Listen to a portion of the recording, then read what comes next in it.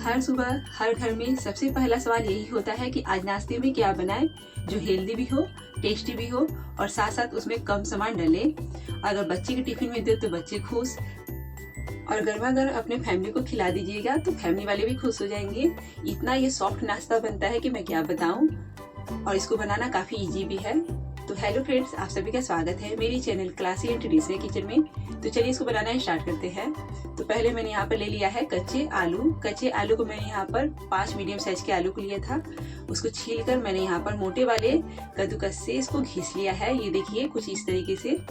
उसके बाद मैंने यहाँ पर पानी डालकर अच्छी तरीके से धो लिया था और इस तरीके से मैंने छान कर रख दिया है। इसका सारा पानी जो है निकल जाएगा।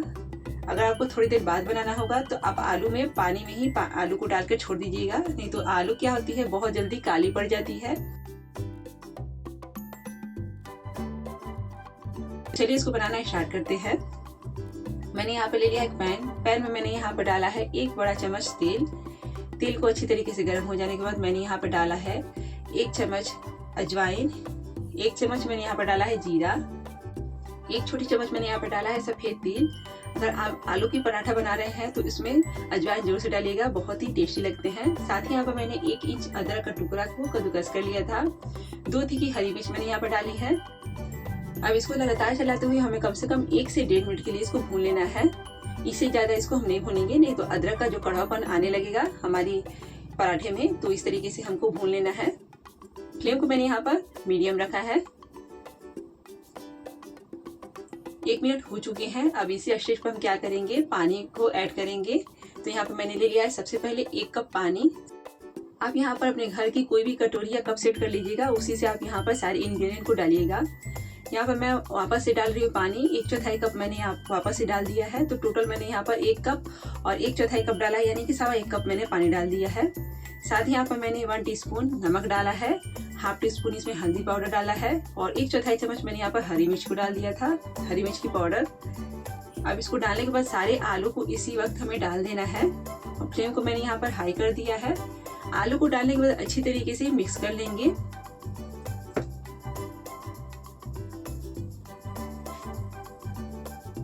इसको अच्छी तरीके से हमें मिक्स कर लेना है।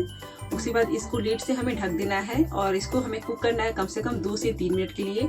इससे ज़्यादा इसको नहीं कुक करेंगे, बस हल्का सा सॉफ्ट हो जाए आलू, बस उतना ही हमें कुक करना है।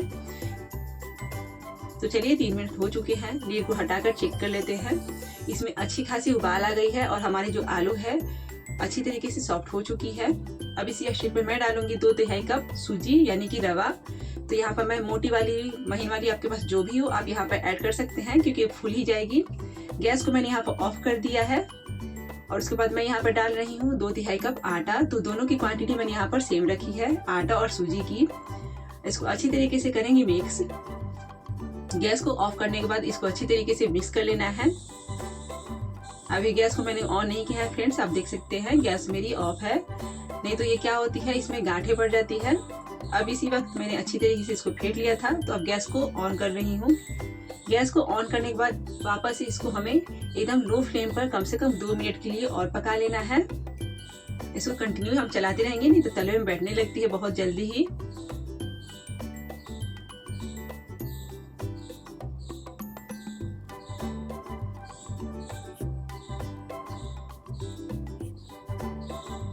ये हो चुके हैं 2 मिनट। अब यहाँ पे मैं गैस को ऑफ कर दे रही हूँ और इसको ढक कर छोड़ देंगे कम से कम 5 मिनट के लिए रेस्ट पर। 5 मिनट हो चुके हैं।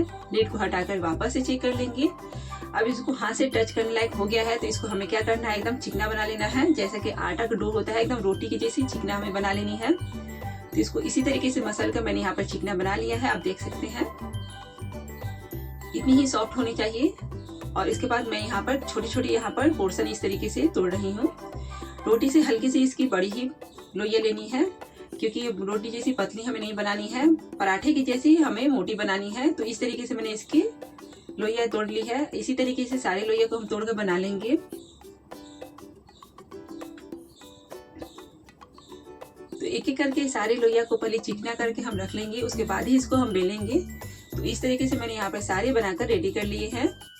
तो चलिए इसको हम बेलना स्टार्ट करते हैं।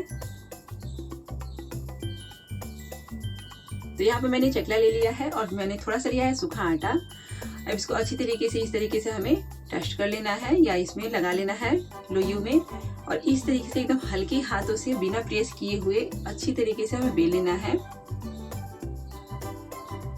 चारों तरफ हमें बराबर बेलना है फ्रेंड्स।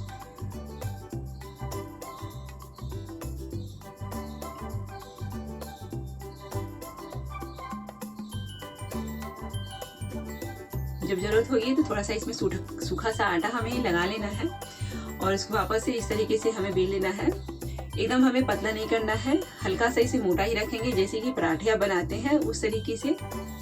और इसको मैंने बेल लिया है, ये देखिए।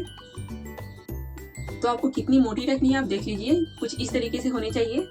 अब इसको हमें बराबर शेप देना है, तो मैंने यहाँ पे ले लिया है ढक्कन, कुछ इस तरीके का होना चाहिए। अब इसको हम प्रेस करके इसके गोल आकार देंगे, हल्का सा इसको दबा देंगे तो बहुत ही जल्दी अच्छी तरीके से आसानी से निकल आती है।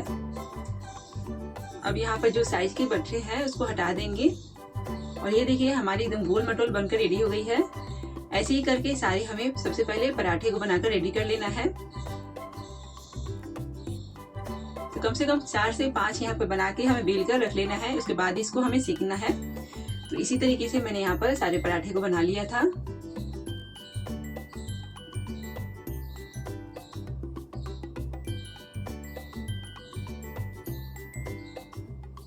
उसके बाद वापस से इसी तरीके से कट कर लेंगे, बहुत ही इजीली तरीके से निकल जाता है, आप देख सकते हैं।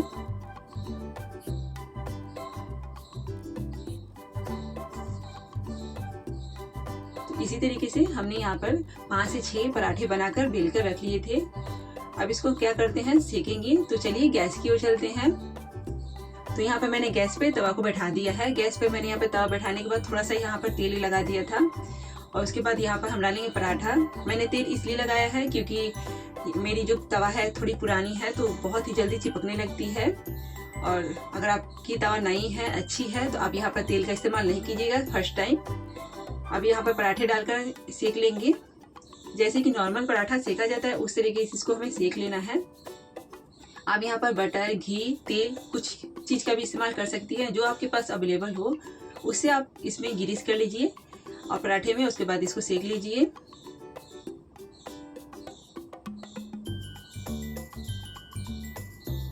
इसको मीडियम फ्लेम पर हमें अलट्टे पलट्टे अच्छी तरीके से सेक लेना है। फ्लेम को हमें मीडियम रखना है, ना हाई रखना है ना ही लो। लो रखेंगे तो हमारी पराठे हैं जो सॉफ्ट नहीं बनेगी और हाई रखने पर हमारी पराठे जल जाएंगी। तो इस बात का आपको ख्याल रखना पड़ेगा फ्रेंड्स। तो इस तरीके से दबाते हुए हमें इसको सेक लेना है और बहुत ही झटपट बनने वाला नाश्ता है। बच्चे भी बोर हो जाते हैं रोज वही टिफिन में खा खा कर, तो आप इस रेसिपी को बनाइए, अपने बच्चे के टिफिन में दीजिए। बच्चे लोग अपने जो टिफिन है फिनिश करके आएंगे, आप देख लीजिएगा। बहुत ही टेस्टी और यूनिक नाश्ता है। तो देखिए झटपट बनने वाला ये नाश्ता आप लोगों को कैसी लगी प्लीज कमेंट कीजिएगा। इसी तरीके से सारे पराठे को हम सेक लेंगे।